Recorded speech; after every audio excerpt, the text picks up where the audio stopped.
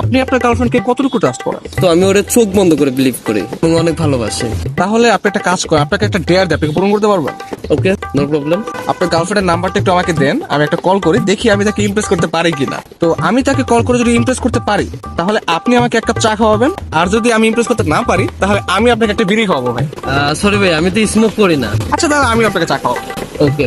আপনি হচ্ছে গিয়ে কিছু হিন্টস দেন আপনার গার্লফ্রেন্ড সম্পর্কে, যাতে করে আমি একটু তাকে ইমপ্রেস করতে পারি। আমার গার্লফ্রেন্ডের নাম সাদিয়া, ওর বাসা ফরিদপুরে। ওর ফেসবুক আইডির নাম সাদিয়া আফরিন। ওকে, নাম্বার। হ্যালো। আসসালামু আলাইকুম। ওয়ালাইকুম আসসালাম, কে আপনি? সাদিয়া বলছেন? জি। আমাকে আপনি চিনবেন না, আমি আর কি আপনাকে অনেকদিন ধরে ফেসবুকে ফলো করি। তো কেন কল করেছেন? আপনার পরিচয় কি? অ্যাকচুয়ালি আমার নাম হচ্ছে মাহিন। তো আপনি আমাকে চিনবেন না, পরিচয় দিয়েও লাভ নেই। মানে আপনাকে তো আমি অনেকদিন ধরে ফলো করি। আপনি দেখতে যেরকম সুন্দর, আজকে কল করার পর মনে হলো আপনার বয়সটাও এরকম সুন্দর। মানে আপনি সব দিক দিয়ে পারফেক্ট। মানে একটা মানুষ এত সুন্দর কিভাবে হয়, মানে আমি আর কি কল্পনা করেও পারতেছি না। ধন্যবাদ আপনাকে। আর কিছু বলবেন? আমি আবার অপরিচিত কারোর সাথে কথা বলি। দেখেন, পৃথিবীর প্রত্যেকটা জিনিসই কিন্তু হঠাৎ করে পারে। এই যে আজকে অপরিচিত বললেন, কালকে পরিচিত হতেও পারে। এখন পরিচিত হতে তার ক্ষতি নেই, তাই না? অবশ্যই না। আপনার কথা আমি ক্লিয়ারলি শুনতে পাই না, আবার একটু বলবেন? অবশ্যই না, পরিচয় হওয়াই যায়। আপনার কথা আমি তবে এখন আপনার শুনি। পরিচয়টা কি সেটা বলবেন? আপনি শুনতে পাচ্ছেন না?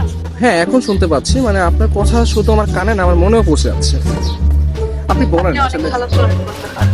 না, আমি কোনো ফ্লার্ট করতেছি না, আমি আসলে সত্যি সত্যি, মানে সত্যি কথাই বলতেছি। এটা আমি আমার মন থেকে বলতেছি। ধন্যবাদ। আপনি কোথায় থাকেন? আসলে ছোটবেলা থেকে আমি অনেক জায়গায় থেকেছি, কখনো ঢাকা, কখনো খুলনা, যশোর, মাদারীপুর। বাট এগুলো সবকিছু না টেম্পোরারি ছিল। আমি এখন বর্তমানে পার্মানেন্ট ভাবে নতুন একটা জায়গায় থাকতে যাচ্ছি। জি, সেই জায়গাটা কোথায়? আপনার মনে একটু একটা জায়গা হবে?